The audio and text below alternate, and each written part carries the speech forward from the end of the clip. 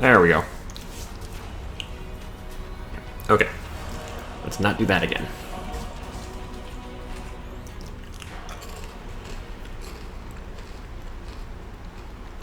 So it's just about 3 minutes until the game gets going.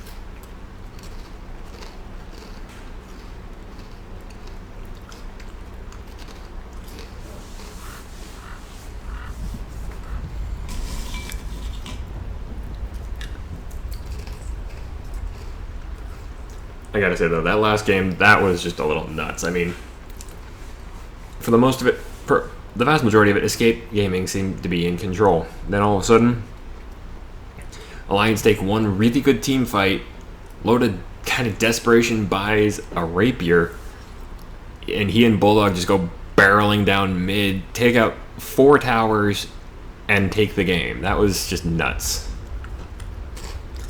Fun to watch though.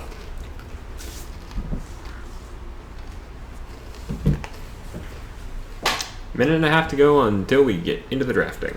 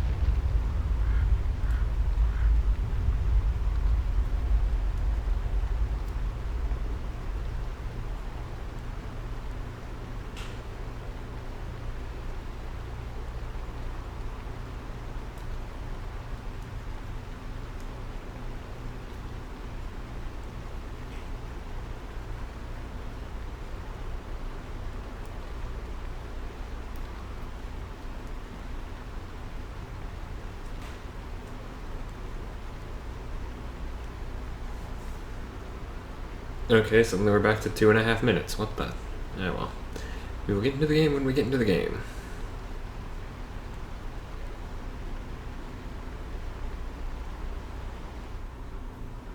Ah, there we go. We are now into the draft. Let's go ahead and get free camera going. Close that out. Actually, hold that thought. Okay, Radiant team banned. Alright, here we are, folks. Game 2 between Alliance and Escape Gaming. First ban's already out really quickly. Escape Gaming bans out the Beastmaster. You do not want Bulldog with somebody this powerful. Alliance respond with a really quick ban of the Earth Spirit.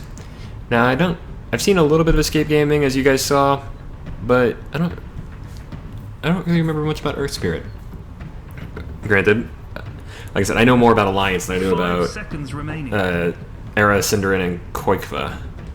Although I did cast a couple of Koikva games, he's obviously not there. He would not be playing their Earth Spirit if they actually got a hold of it. That would probably be either Cinderin or Yapzor, because those are your supports for Escape. S4 is actually in the drafter's seat for this game. Usually it's Loda.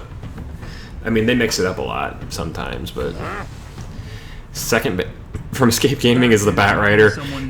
Good choice, because last game S4 on the Bat. He was jumping in, grabbing people, pulling them out of Escape Gaming so that Alliance could chunk them down. So that's a good target ban against S4. They targeted banned a hero for S4 and Bulldog. Alliance is targeted ban either, like I said, it's either going to be from Cinderin or Yapzor. That's a target ban as well with the Tinker. That's going to be most likely against Koikva. Io, the first pick for Escape Gaming, good strong support. Alliance has been known to run him themselves, mostly because they prefer split pushing and backdooring a lot. The so-called rat strategy. Disruptor. Ooh, we got a first pick disruptor. That's gonna be fun. It's probably gonna be your disruptor's probably gonna be your Ake hero. It might be your EGM. We'll see. It depends on who their other support is. It also depends on how they feel like running it, because both of them are really good on disruptor. I've seen more Ake disruptors, I think, than I have EGM, but we'll find out. Timber saw. Wasn't expecting a timber saw out of Alliance. Not sure if this is going to be a Loda or a Bulldog hero. Again, we're going to have to see who the other 3 heroes they pick are. Because, I mean, Timbersaw can survive on his own solo off lane, but he can also be a really good safe lane farmer. Dazzle. Escape Gaming pick up the Dazzle for their second. So they've got... Escape's already got both of their supports picked up. And if you remember last game, again, I'm going to be talking about that, EGM on the Dazzle did a lot of great work, kept a lot of the team alive when they shouldn't have been because of that shallow grave he kept using. He turned around quite a few fights from what we saw. I know we came in halfway through, I'm sorry. I might actually take that game and cast it as a whole game, although it's an hour and 11 minutes, so that was a pretty big one. Alliance's third ban out is the Death Prophet. Escape Gaming respond with a quick ban of the Broodmother, because Bulldog on the Broodmother last game, I can understand Cinderin wanting to ban the giant spider, because, like I mentioned there, Bulldog, he took every opportunity he could. When a team fight started, his first target, he snuck into the back lines and started chowing down on Cinderin on the Winter Wyvern. 3-shot him a couple of times. It got to the point that Cinderin was, because of Bulldog, Cinderin was basically a non-factor in a lot of fights last game. If he wasn't just a straight-up corpse. Alliance ban out the Tiny, which is a good idea, because IO Tiny is the classic combo. It's a great split push lineup, because, I mean, you can recall Tiny into their base after he gets a Scepter, and just watch him just chunk out, take giant, huge chunks out of towers and buildings. 5 seconds remaining. Reserve time. Both teams have dipped into the reserve time. Alliance is down to 13 seconds on reserve. So we'll see how that goes.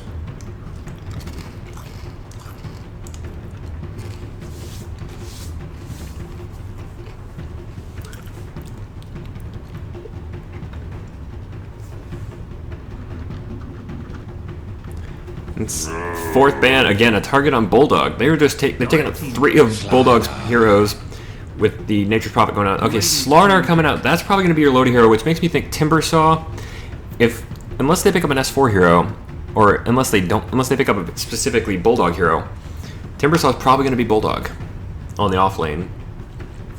Because I'd expect Loda to play the Slardar on the safe lane farm. Which actually, in a way, makes me think that Escape Gaming may have completely misread this, as they take the Lone Druid for themselves. Smart play, because they're not sure where Timbersaw is going either, I don't think. And so they take the Lone Druid so that Bulldog can't get it, because Bulldog's Lone Druid is one of the most terrifying forces on the battlefield, especially if he picks up the Ags for the new upgrade. If you don't know, Lone Druid got an Agoniz upgrade, I think it was patch before last. 5 seconds remaining. Yeah, I'm pretty sure it was. But what it does is, if you have an Agonims on Lone Druid, doesn't matter if you die, your bear stays alive. Alliance pick up a Bounty Hunter. This is probably... The Bounty Hunter pickup makes me think that's going to be your EGM hero, so Disruptor's probably going to be Ake. Necrophos. Escape Gaming respond with a Necrophos. Not a bad pick. Counters Bounty pretty okay, because even while you're invisible, Heartstopper Aura still hits you. But yeah, I'm thinking EGM's going to be on the Bounty Hunter, so we're going to have a Wandering Bounty Hunter, probably going to get a Courier Snipe at some point, which means that if that's a prediction I can make, I'm going to make it.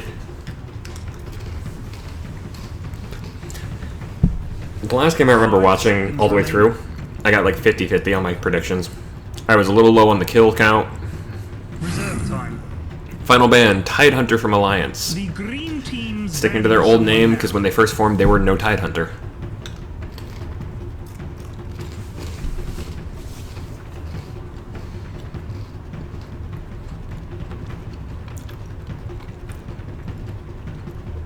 Final ban from Escape Gaming in maybe a minute 30. 5 seconds remaining.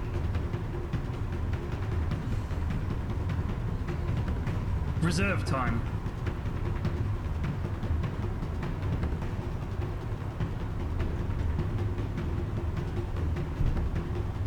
They're really thinking hard about this one. Well, not yet, but this final ban is kind of important because they're probably pretty sure that Timbersaw is going to be on Bulldog, I think. So they're probably thinking trying to ban an S4 hero. Although if they pick up a different Bulldog, okay. So actually, they're thinking Timbersaw might be for S4 because a Weaver ban means that they don't think Alliance has picked up the Bulldog hero yet, because Bulldog will play. I've seen Bulldog play Weaver. Been a little hit and miss, but he can do it. So it's looking like at least Escape Gaming thinks that this Timbersaw is going to be the mid lane, and actually that could work. I could see that working. Timbersaw is not quite the full tempo controller of, like, say, Batrider or Queen of Pain, but he's good at not getting killed, especially with maxed out reactive armor. Either stacks, levels, or both.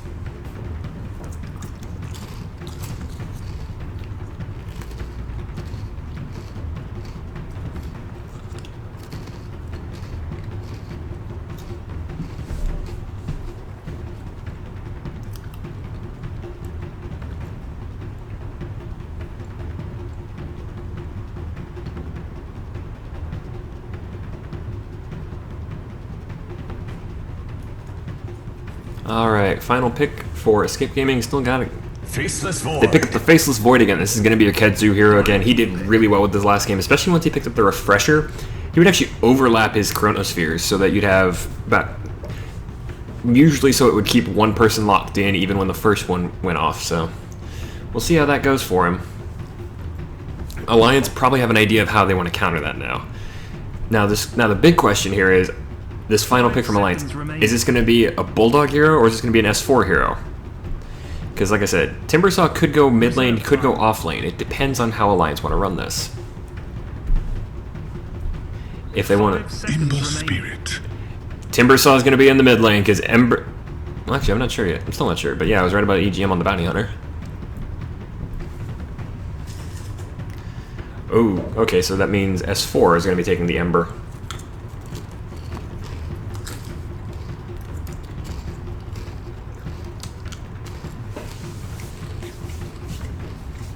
This is going to be an interesting match already. I'm looking forward to it.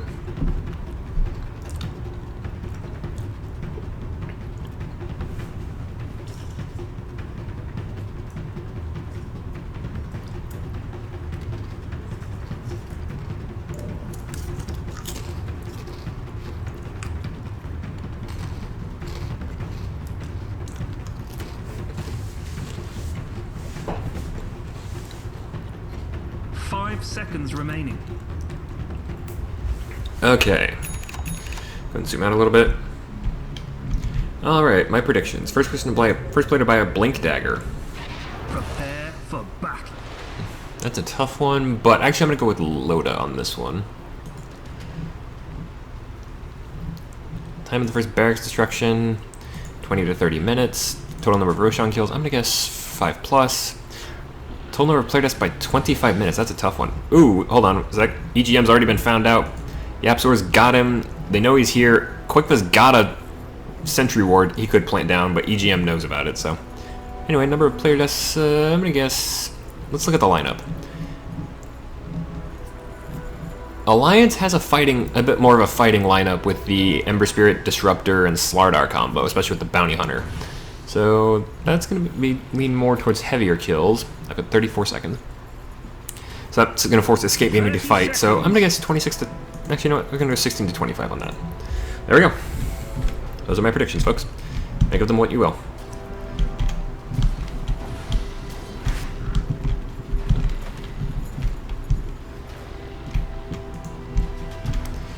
I don't know what EGM is doing at this point. He's taking a couple shots at Era. Looks like, yep. Escape's gonna post up around the top rune, while Alliance is gonna post up around the bottom.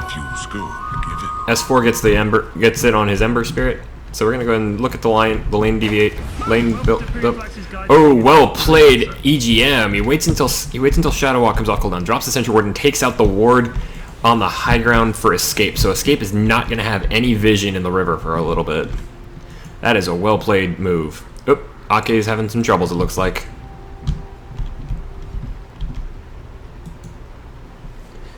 Hope this isn't going to be a long pause, but you never know with those. Oh, his computer died. Ooh, that's bad.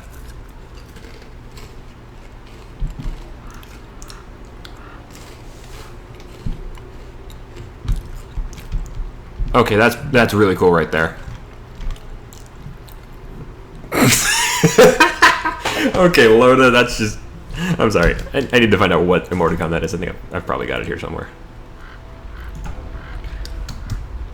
Okay, that's probably the happy tears, but I like what Yapsor says here with take your time. Because that's what I love about esports. Actually, that's what I love about competitive games like this in general. There's tend to be a good sense of camaraderie between the teams. And esports is a little more pronounced because it's not as big a deal. Like baseball, football, both American and actual football. What I mean by that is what Americans call soccer. And hockey, all that stuff. A lot of teams have been around for long periods of time, so they all they do know each other. But there's been a lot more time for rivalries to form. There are rivalries in esports, but because this thing is so much newer, and it's not looked down, it's kind of looked down upon by more established sporting outlets. Although I will talk about that in just a second. Because it's kind of looked down upon by a lot of people. It's like, oh, you can't play video games for a living.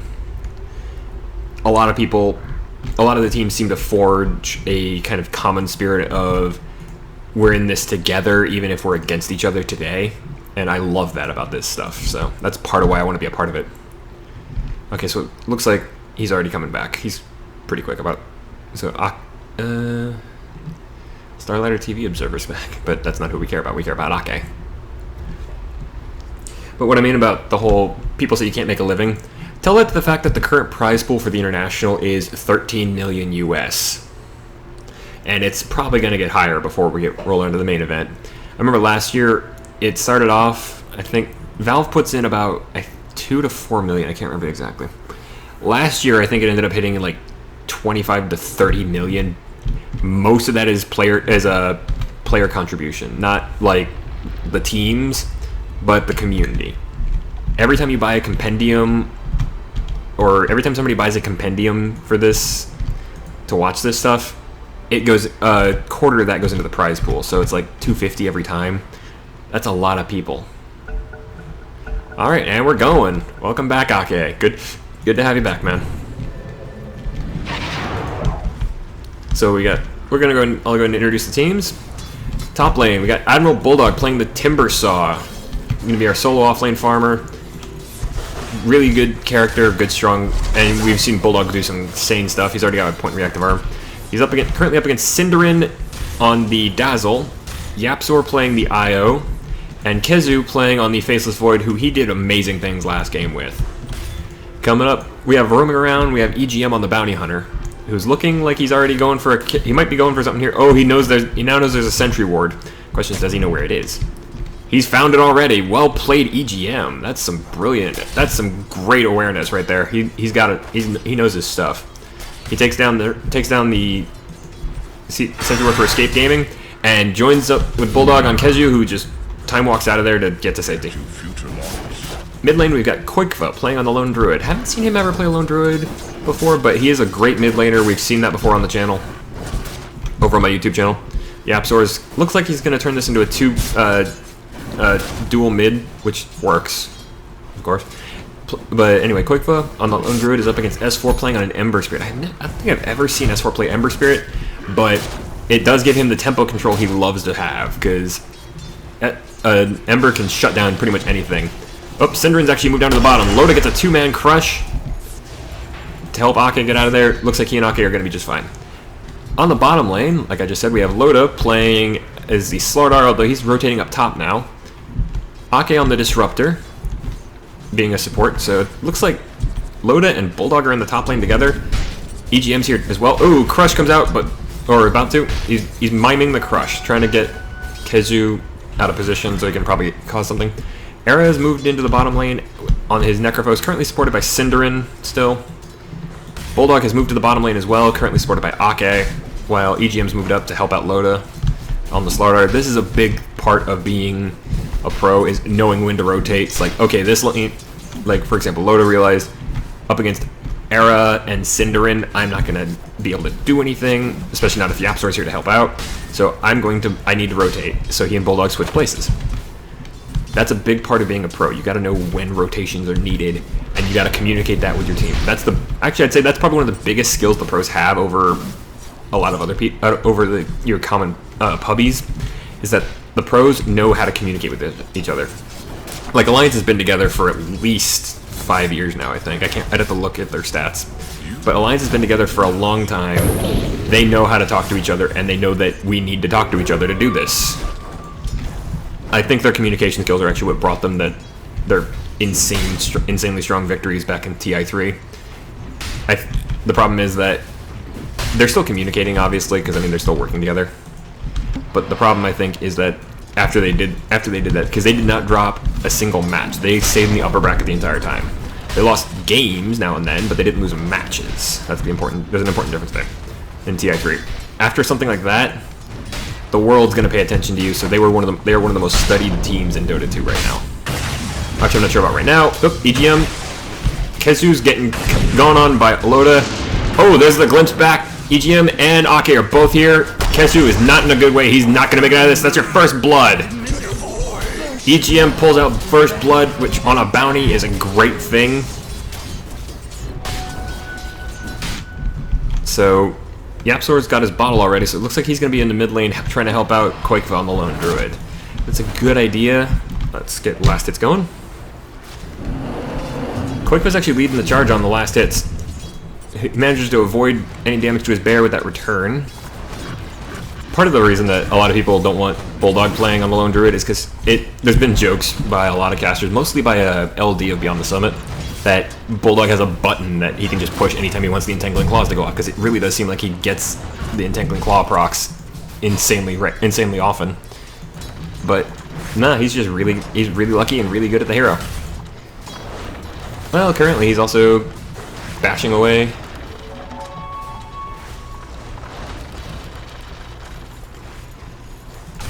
He's doing all right down here on the bottom lane. Although a Necrophos with even a point in the Heartstopper is a dangerous thing, because I mean you're losing 0.6% of your health every second you're around Necro.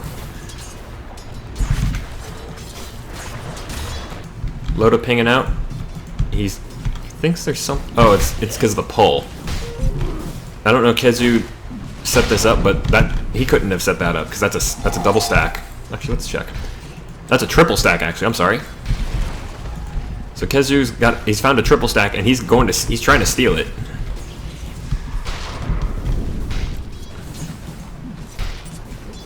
This triple stack will actually get him quite a lot of farm that he needs, that he can't really get in lane after that first death. I mean, one death is not the end of the world, but ooh, EGM pops his Shadow Walk again, and he's going to get out of there just fine. He now knows there's a ward there, but it's only going to be there for another 13 seconds. Nothing to worry about, really. That did do something good, though. That gave Bulldog some space that he needed, because all of Escape's people in bottom lane just ran after EGM, which is a good idea considering EGM's on a bounty, and Bounty Hunter, if given a chance to farm up and get going, can make it a lot easier for his team to snowball. Oh, Time Lock coming out from Kezu, but there's a bash and a Slithering Crush. Kezu and Loda just seem to hate each other right about now. They don't actually, I don't think, but it's kind of funny to think that. Loda getting out some items along with a heal. He's also got now some infused raindrops.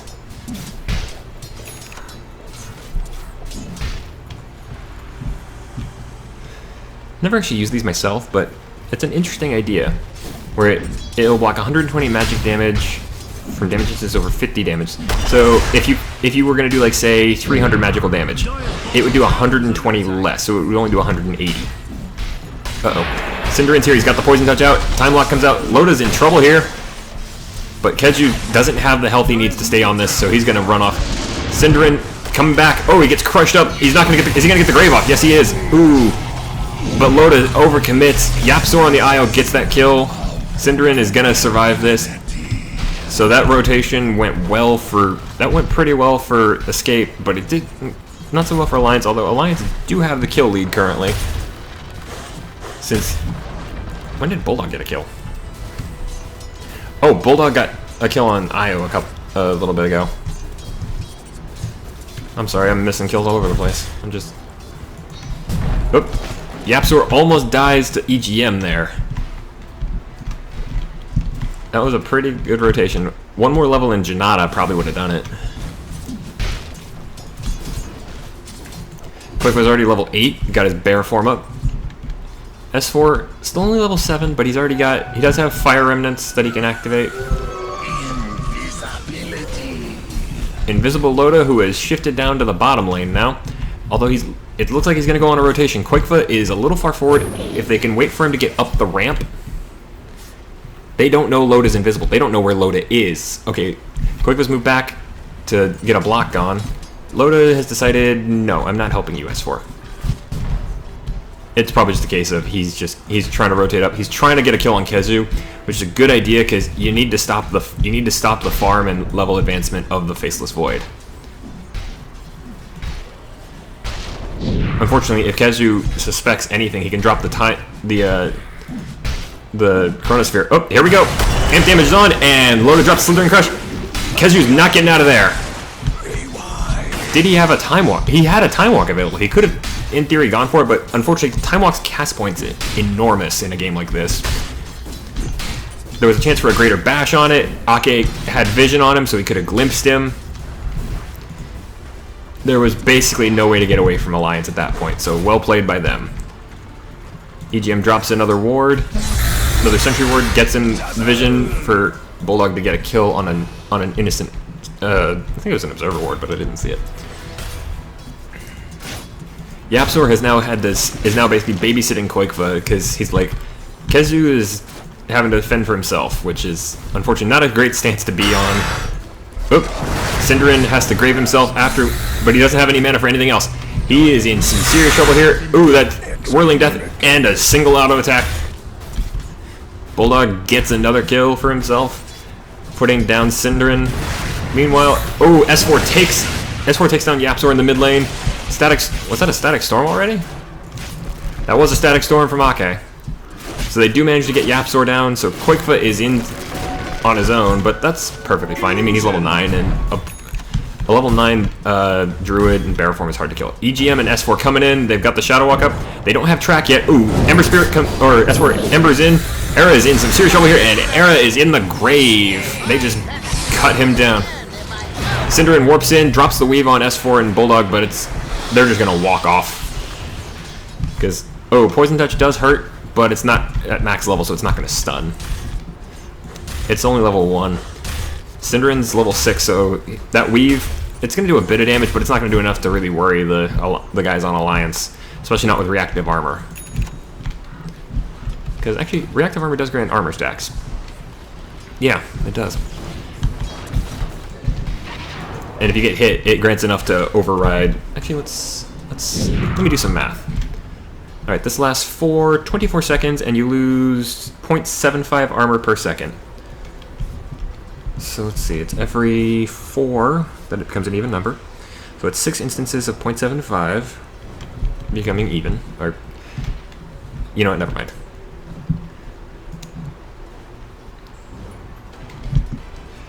It gives you enough to override it. If you're at maximum stacks, that is. EGM's Shadow walking up, just wandering away. Meanwhile, Escape have decided to 4-man this. They're realizing that Alliance want to take ganks. They want to hurt them, or they want to stop them from getting any farm. I think I'm going to be wrong about the Roshan pick. Something bad is happening in your bottom. I'm still betting that I'm right about the number of kills before 25 minutes, the rate this is going. I mean, we're at 8. Dire structures are fortified. 8 kills and we're only about halfway there, and Yapsor goes down to S4. Where was this? In mid lane. Why would you have a... I'm sorry, I know I'm not a pro or anything, but having an IO sitting solo in mid lane... IO is pure support. He only has one offensive ability, although to be fair, at this point, Escape have pushed down 2 towers. They pushed down the tier 2 in top. They've taken 3 towers. Alliance haven't taken any yet, but Alliance have taken 7 kills. Kezu's going down next as well. He's not making it out of there. Ooh. EGM has a track, and Bulldog has pushed down the bottom tier 1. This is actually going pretty well for Alliance. They've lost 3 towers, like I said, but they've also taken 1, and they're taking... There's not been a fight that's... With the exception of that 1 kill on LOTA, Escape has not been able to stand up to the power of Alliance right now.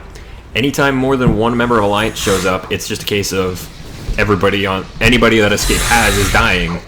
They have it. I mean, they can win fights, obviously, but the problem is they'd have to do it as a group, whereas Alliance could probably do it with just 3 team.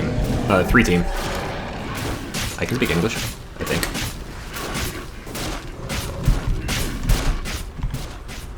Fire Remnant just sitting right here. So S4 is he's doing that just in case he gets in case a gank comes his way. If he sees it coming, he can just warp out to the Remnant, or he's just gonna go ahead and do that so he can farm. He's actually doing pretty good flash farm.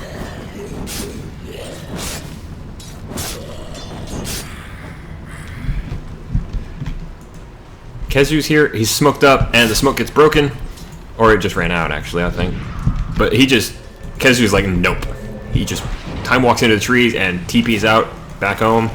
Quick was tracked up for quite a while yet. EGM manages to snatch the bounty rune.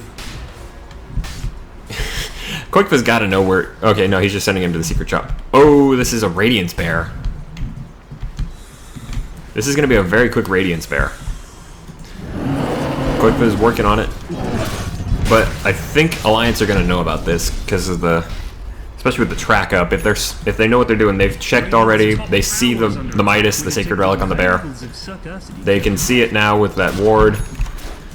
Alliance knows what's going on, especially considering that Bulldog knows Lone Druid pretty much back to front at this point. And I was right. Loda's the first one to get a Blink Dagger. I figured it because Loda seems to be a big fan of the Blink Dagger, even on heroes where it doesn't make a lot of sense, but on Slardar, it makes a huge amount of sense. Uh-oh. S4 dropping the Searing Chains on somebody. Mostly I think that was just used as an escape. He's currently got magic weakness because of somebody's got the Veil of Discord, and it's Era, so it makes sense.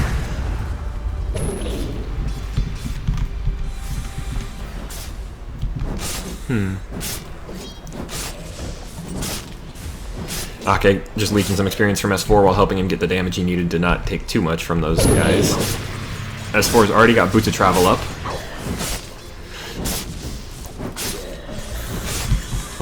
What's your next play, I wonder, S4? With 1,300 in the bank, he's got to be going for something fun. He bots his home. Did he drop a Remnant? No, he didn't. Oh, yeah, he did. It's over here. I just didn't see it. That's actually a lot of what you do with Ember, is you get Boots of Travel fast, warp home, but first you drop a Remnant, then boot home, and then once you're full up on health, you just warp back. Alright, S4 found Era, but he doesn't have what he needs to take him down just yet. Especially since Yapsor's here, he's got to relocate ready, so it wouldn't have... I mean, Yapsor wouldn't have been a threat to S4 at this point, but at the same time, you don't want to risk it. Alliance...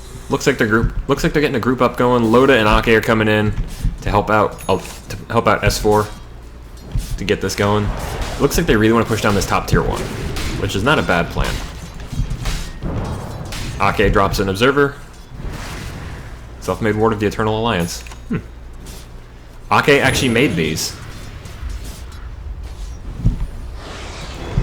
That's pretty cool. Oh, EGM gets found out. It has the Reaper Sight dropped on it. It's not enough to kill him on its own, but because it wasn't a Reaper Scythe kill, he's actually coming back at regular time. He's not coming back in a minute. S4 gets the kill gets blasted onto the top tier 1. And Alliance is going to have to back out now. They're not in any serious danger, I don't think, but mostly because all of Escape is in the mid lane. They've grouped up as a 5-man. They have to now, because they're going to get picked off if they don't. I mean, don't get me wrong, Alliance can get picked off pretty easily too, but S4 is going to warp out. He doesn't have a remnant down as far as I can see. So that means he's going to have to either walk back or TP.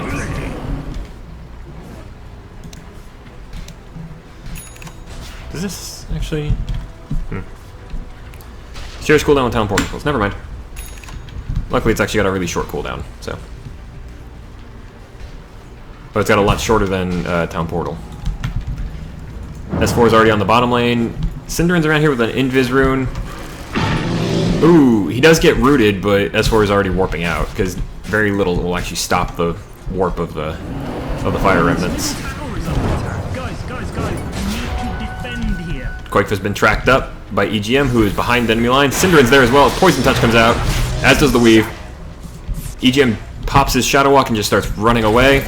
Ooh, in comes Admiral Bulldog with a Timber Chain. Cinderon is going to take a huge chunk of damage. Oh, but not as much as Bulldog. He has to Timber Chain away. He does manage to bloodstone himself to death, so he doesn't give up a kill. He does die, but uh-oh. Loda and Ake are way behind enemy lines. Kezu's there as well. Ake drops the kinetic field, traps all of Escape on the other side. Static Storm comes out. Kezu's taking a ton of damage, but it's not going to be enough. Loda, S4, and Ake have to run. Ake is having to recall, having to glimpse somebody back. It's not enough. He does end up dying, but at the same time, S4 and the rest of Alliance come in, start going on. S4 is actually in serious trouble here. He goes down, but Bulldog has had free roam here. Quickly gets tracked up, as does Era. This is going nuts. Bulldog is having to run away from Kezu, but unfortunately he's not having very good luck with that since he's been slowed by time dilation, and now by time... Out comes the Chronosphere. Bulldog is getting hit, but unfortunately for Escape, he's actually one of the worst targets to do that with, because every time he takes a hit, he gets reactive armor. Ooh, EGM actually dies as he's running away. Bulldog is just continually running. He's gonna get pinned in here though, so. Okay, so as long as there's not 9 more kills in the next 6 minutes, I get my second prediction of the day right. That went I gotta admit though, that went a little pear-shaped for Alliance. That's about the best way to describe it. S4 is back already. Take a look at last hits real quick. Quake was taking over the top slot and is continually going farther. Where's your bear? There's your bear. And it's already a Radiance bear. 20-minute Radiance bear. Probably a little earlier, actually. Let's switch over to net worth, please. That's buyback stats. Why am I doing that? Yeah, Quake is way ahead on net worth. Not surprising. A lone druid being ahead on net worth is pretty common at this stage of the game. What's not all that common is Loda being so low on the old net worth chart. He's down below... He's even down below Kezu and Bulldog. I mean, don't get me wrong, Bulldog's a great farmer, but Loda's usually Loda's usually like the farming boss or the farming beast. Well, Loda's got a regen room, but it's not going to do him any real good because he was already mostly full anyway. Ake picking up a smoke, ward combo, and the Tome of Experience. So, Tome of Knowledge, close enough. Bulldog going out to farm, gets found out by Era and the juggling Smeeble. Stops off to cut down some innocent centaurs. The War Runner will be informed.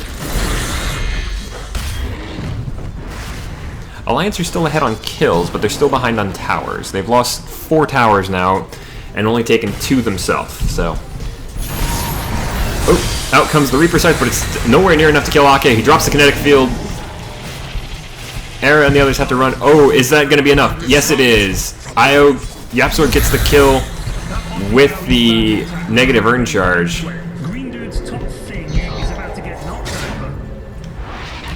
Yapsor recalls up top, but it's not enough as S4 just simply fire remnants away and boots home. Picks up his Battle Fury. It's a little late on a Battle Fury. 22 minutes is, I mean, it's decent timing. I've seen faster, but I'm not trying to rag on anybody. I've gotten a lot slower ones too. EGM wandering around. Oh, they found Yapzor. He is in a bad way here. Gets tracked up. Loda's running after him. Synderen comes in as a good target for a tether, but that does also mean that they know exactly where Yapzor is, and he also can't hide because he's been well tracked and amplified damaged. All right, he's going for got Perseverance. Could be a Refresher, could be Lotus, could be a Lincoln's. We'll see. My guess is it's probably going to be a Refresher. Ooh, Era gets trapped up and chained up, and then he's just getting chopped to pieces. Does get graved. Good play by Synderen, but he gets glimpsed back. Era's in the kinetic field. He is trapped in there. He knows it. He just tries to fight, but nothing happens. Static Storm comes out, hits most of the other team. Most of Escape is just having to run for their lives now. Kezu has to time walk away. EGM turns himself invisible. The bear can still chase him because he's got the Radiance. EGM is not in a good place. He needs to run. Meanwhile, though, S4 keeps throwing up the Sleight of Fist. Chakram comes out from Bulldog, but it's mostly a zoning Chakram.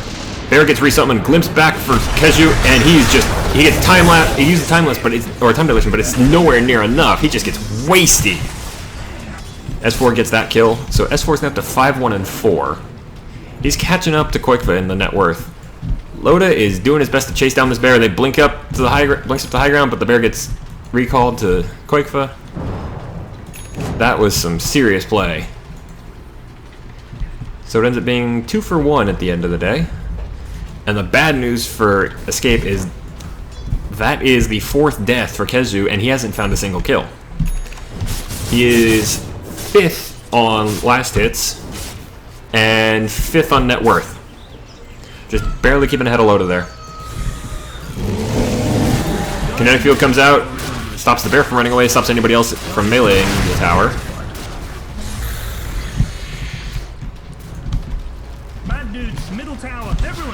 The tier 2 on mid is going down pretty quick, unfortunately, mostly because this bear does a huge chunk of damage to it. Especially with combination Radiance Hyperstone. Loda has... Oh, he puts amp damage on the bear. It cannot be recalled right now because it's taking damage from a player. Or from a hero. It's taking hero source damage. It's now able to run away, but it doesn't need to recall because it's actually healthy enough. It's actually getting healed up by somebody with Yapzor's urn.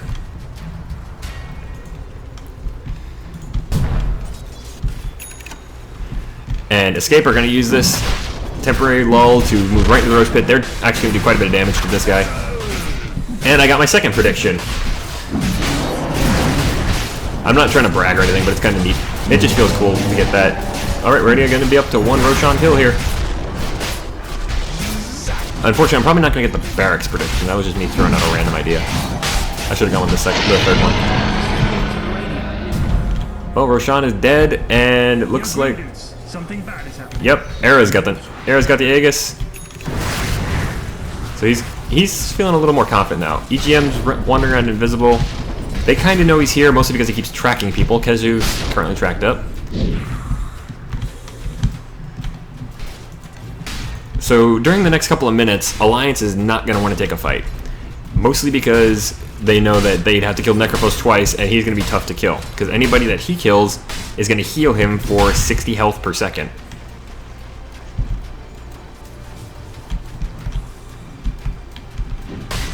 Also, he's already got a level 3 Dagon. He must have rushed that pretty quickly. I was not paying attention. Searing Fist combo on the bear. S4 is... Okay, he's just trying to stop the... push. Yapzor recalls in, but nothing's going to happen. That was a well-played trick by S4. He drew them all actually out of position. He actually drew them all out of position, too. With the exception of Era, who's over here farming up. Let's check levels. 9, 13, 11, 14, and 15 on Escape. Highest level on Alliance is actually 2 15s with S4 and Bulldog. Koikva taking an Ancient stack. Single stack. Ward gets placed down by Ake up on the peak above that, which will probably... I think that blocks the Ancient Camp. I don't remember, though. I do like the fact that they included that. If you're putting a ward down, it shows you where they... Oh, S4 actually cancels his Warp Home. Probably because the Reaper Scythe would have stopped him.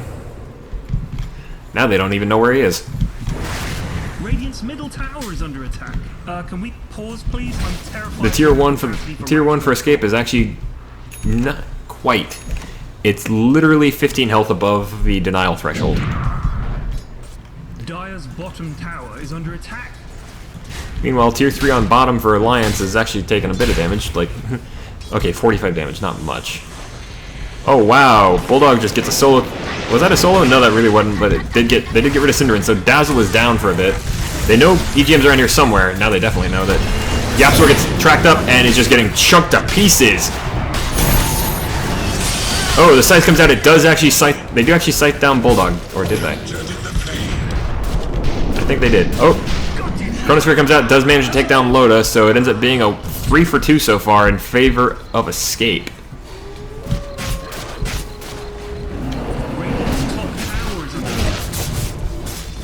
S4 on the other hand is trying to split push and doing a pretty damn good job of it, to be honest.